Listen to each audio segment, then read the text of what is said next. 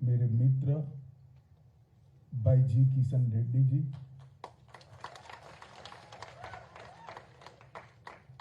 श्री अर्जुन राम मेघवाल जी, बहन मीनाक्षी लेखी जी, श्री भगवंत खुबा जी, सांस्कृतिक मंत्रालय के सचिव श्री गोविंद मोहन जी, और इस सभागार में और दूरदर्शन के माध्यम से इस कार्यक्रम को देखते हुए सभी तेलंगाना राज्य के नागरिक भाइयों बहनों को मेरी बहुत बहुत शुभकामनाएं।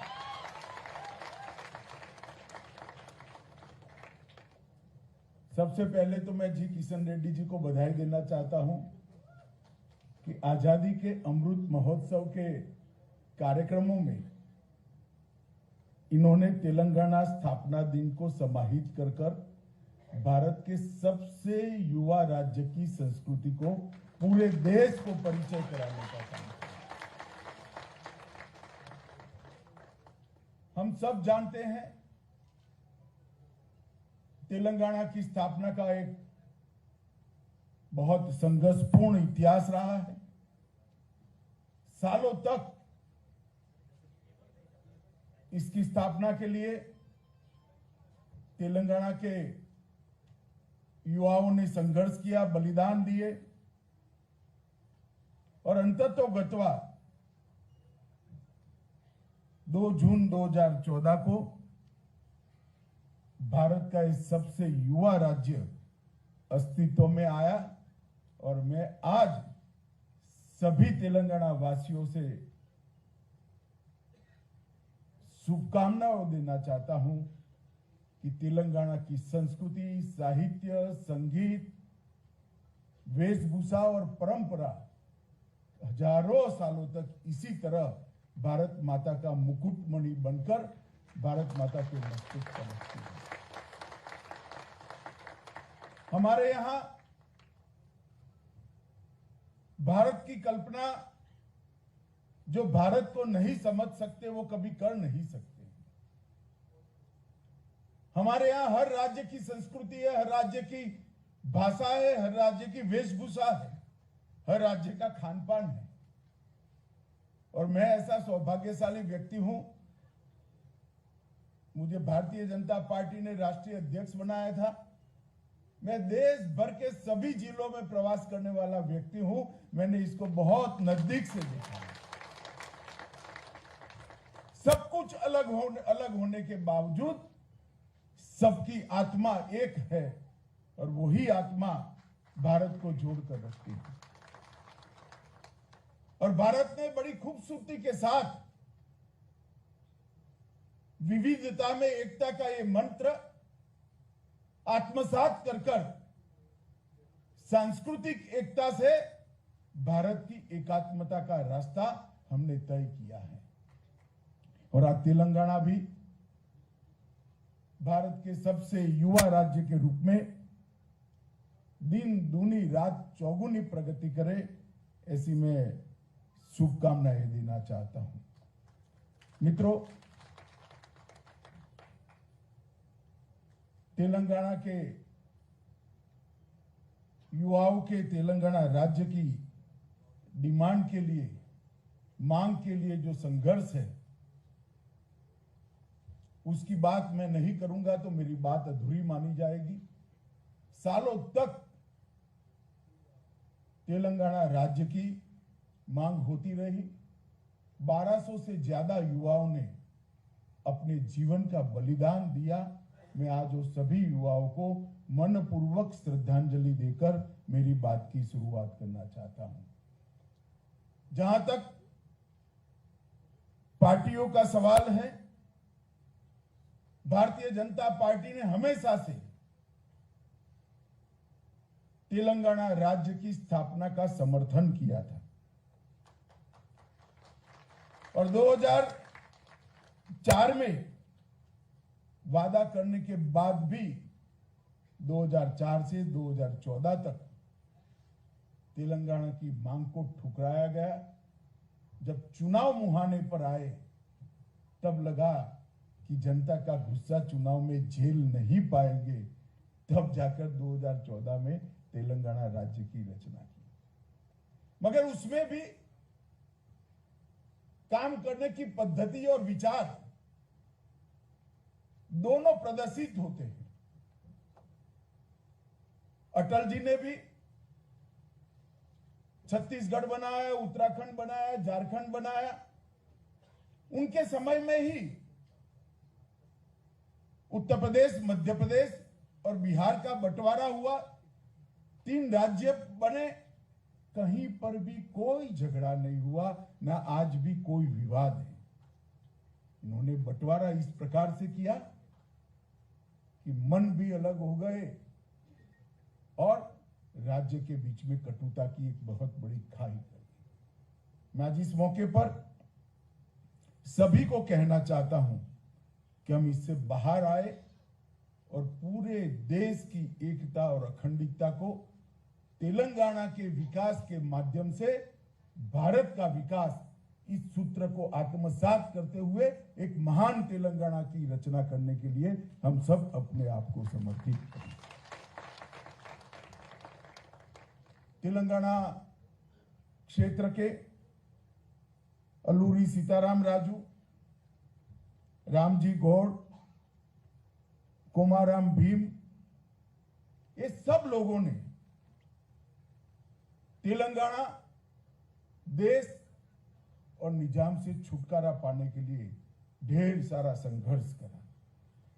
इसमें स्वामी रामानंद तीर्थ हो, पंडित नरेंद्र हो, सुरावरम प्रताप रेड्डी हो, कवि दशरथी हो, रंगाचार्य गोविंद भाई श्रॉफ हो या हमारे पूर्व प्रधानमंत्री नरसिम्हा राव हो, इस सबने देश की स्वतंत्रता के लिए और निजाम से तेलंगाना को मुक्ति कराने के लिए ढेर सारा संघर्ष किया। आज मैं उनको भी याद करना चाहता हूं। हम सब, पूरा देश ऋणी है सरदार वल्लभ भाई पटेल का। अगर सरदार पटेल न होते, उनका वो पुलिस एक्शन न होता, तो शायद भारत का नक्शा ऐसा न होता। निजाम के जुल्मी शासन से मुक्ति दिलाने के लिए न केवल तेलंगाना, कर्नाटक और महाराष्ट्र के निजाम राज के क्षेत्रों, मगर पूरा देश आज सरदार पटेल का ऋणी है कि उन्होंने निजाम के शासन से मुक्ति दिलाई। मुझे अफसोस है आज भी तेलंगाना विमोचन दिन, हैदराबाद विमोचन दिन मनाया नहीं जाता है। खैर, भविष्य में शासन बदलने वाला है, हम जरूर मनाएंगे। हमें इसमें कोई संकोच नहीं है। एक ऐसा पराक्रम देश के प्रथम गृह मंत्री ने किया था। हर साल उसको याद कर कर वो जुल्मी शासन से हमें निपटारा दिलाने वाले वो महान व्यक्ति को श्रद्धांजलि देनी चाहिए। और इसमें किसी को भी संदेह भी नहीं होना चाहिए और किसी को संकोच भी नहीं हो। तेलंगाना की संस्कृति, नृत्य, संगीत, इतिहास, वेशभूषा और खान पान, वो समग्र भारत की संस्कृति के लिए बहुत गौरवप्रद है। अनेक ऐसे तीर्थ है जो समग्र भारत के लिए आकर्षण का केंद्र है। वारंगल किला हो, आलमपुर हो, संगेश्वर मंदिर हो, रामप्पा मंदिर हो या भद्राचलम हो, देश भर के लोग तेलंगाना को आने के लिए, इसको देखने के लिए तेलंगाना आना चाहते हैं। अनेक प्रभावी और सैकड़ों सालों तक प्रभाव छोड़ने वाले चालुक्य, काकतीय, सातवाहन, वाकाटक अनेक राजवंशों ने बड़े बड़े साम्राज्य यहां पर स्थापित किए, तेलुगु संस्कृति को प्रस्थापित करने का काम किया और एक ऐसे इतिहास की रचना की जो सालों तक तेलंगाना क्षेत्र को गौरव दिलाता रहे। आज तेलंगाना राज्य की स्थापना हो गई है। भाई किशन ने 8 साल में क्या क्या होना चाहिए था और क्या नहीं हुआ इसकी डिटेल बात करी है, परंतु मैं आप सबको एक बात निश्चित कहना चाहता हूं। केंद्र में नरेंद्र मोदी जी के नेतृत्व में भारतीय जनता पार्टी की सरकार है। हम राज्य और केंद्र के रिश्ते को रिलीजियसली निभाते हैं। हमने कभी भी ऐसा नहीं सोचा किस राज्य में हमारी सरकार है, किस राज्य में नहीं है। किसी भी राज्य के लिए हमने सौतेला व्यवहार नहीं किया है।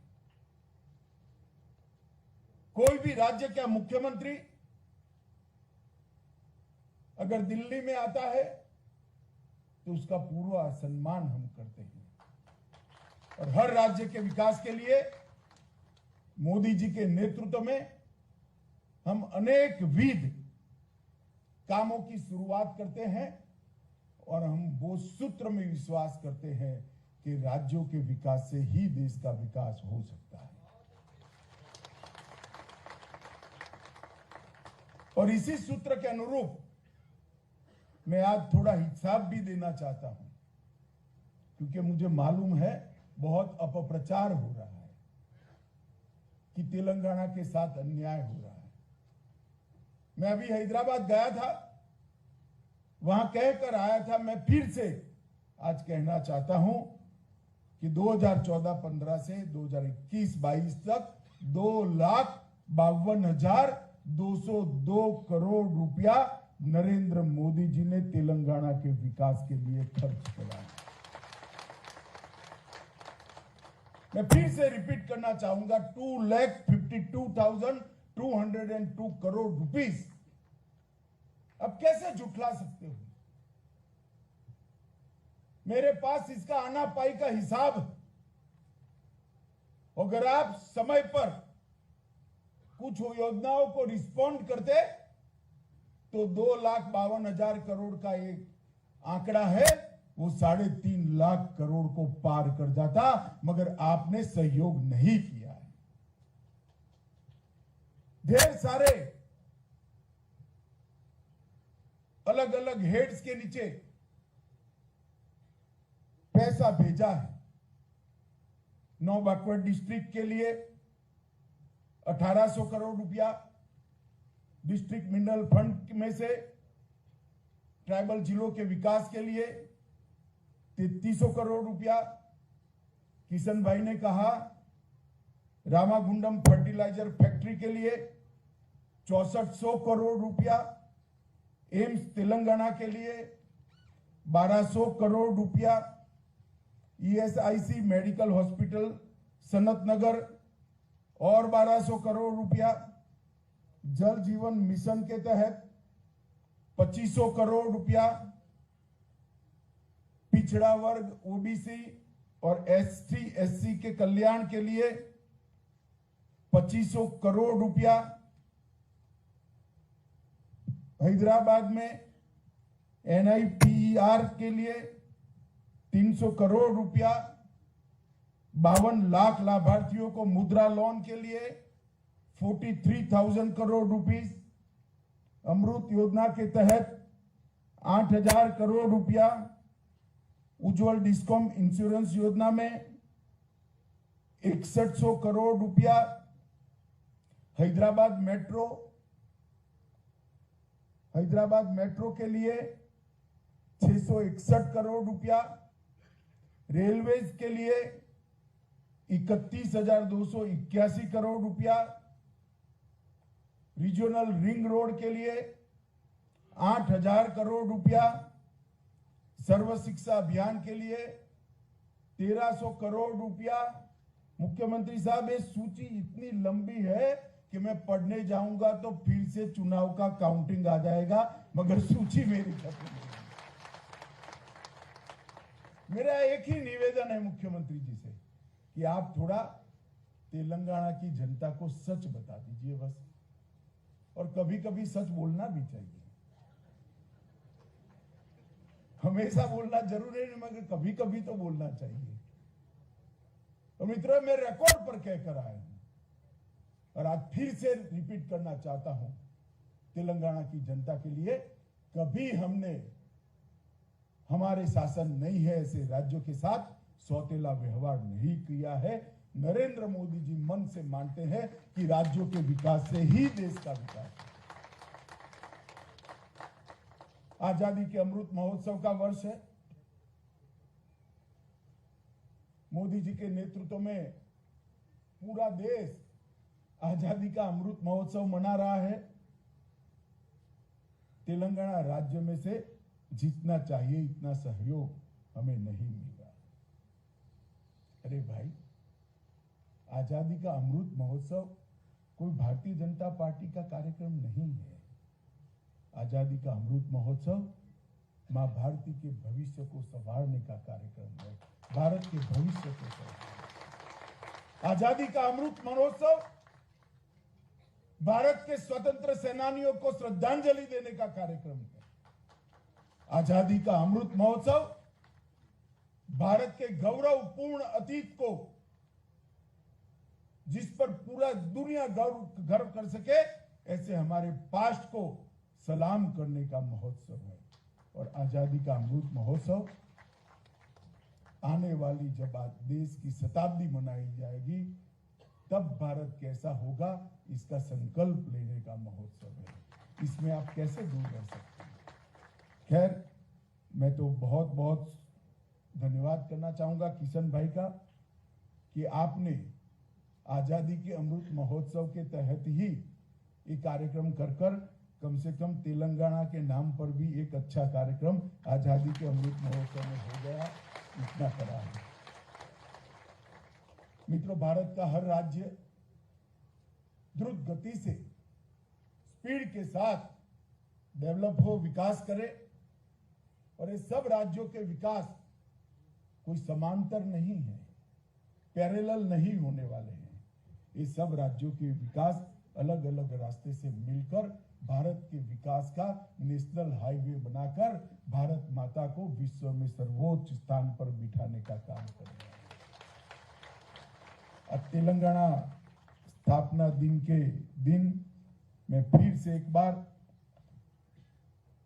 दुनिया भर में बसे हुए तेलंगाना राज्य के सभी भाई बहनों को 8वें स्थापना दिन का बहुत बहुत मन से शुभकामनाएं देता हूं। और मैं ईश्वर से यही प्रार्थना करता हूं कि हमारा तेलंगाना दिन दूनी रात चौगुनी प्रगति करे और सभी ऊंचाइयों को हासिल करे। फिर से एक बार सभी को बहुत बहुत शुभकामनाएं। धन्यवाद। सभी करते